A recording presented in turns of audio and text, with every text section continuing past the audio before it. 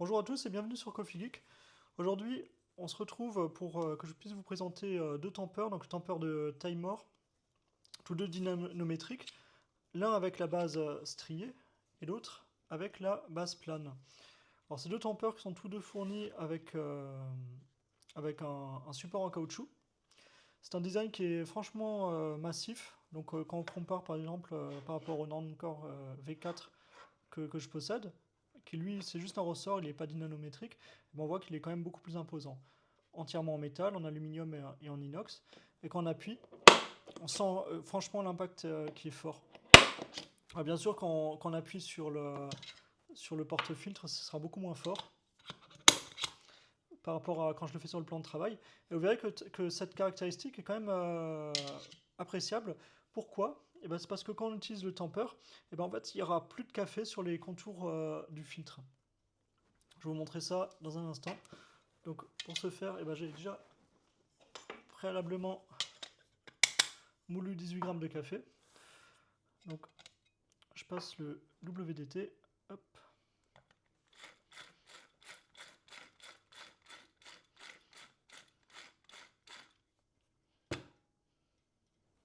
Voilà. Et je vais utiliser la base striée. Alors d'après ce que j'ai lu sur internet, la base striée de tout tempère, hein, pas seulement ceux de Timer, apparemment permettrait d'avoir une extraction qui sera beaucoup sans projection dans tous les côtés, donc sans challenging. Voilà. Donc on va voir. Donc la prise en main, je la trouve bien. Comme on peut voir, en fait, après avoir tassé, il n'y a pas de café qui reste sur les contours du filtre. Et ça, c'est un problème que je retrouvais avec les tempeurs de MHW Three Bomber ou même parfois avec le Normcore. Pourtant, le diamètre du Timer, donc il fait 58,4 mm, est légèrement inférieur à celui du Normcore qui lui fait 58,55 mm. Donc normalement, en fait, il aurait dû rester plus de café. Je pense que c'est tout simplement grâce à l'impact qui est fort que le café va tomber au fond.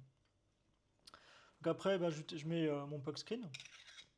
Alors je ne sais pas si le fait de mettre un puck screen va annuler l'effet justement des petites stries. Personnellement, maintenant j'utilise le temper avec les stries parce que je trouve ça tout simplement plus joli et apparemment ça permettrait d'avoir une meilleure extraction. Même si personnellement je l'ai pas observé, mais c'est ce que j'ai lu sur internet. Il y a quelqu'un qui a fait un article sur des statistiques d'extraction avec ou sans porte-filtre. Donc maintenant, je vais vous faire l'espresso et on va voir tout ça.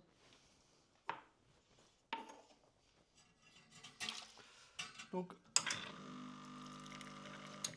toujours pour finir de réchauffer la tasse. J'ai déjà préchauffé la machine.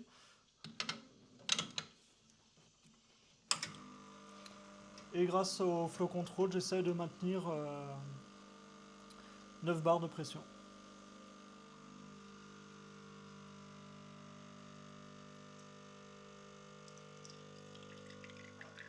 Hop.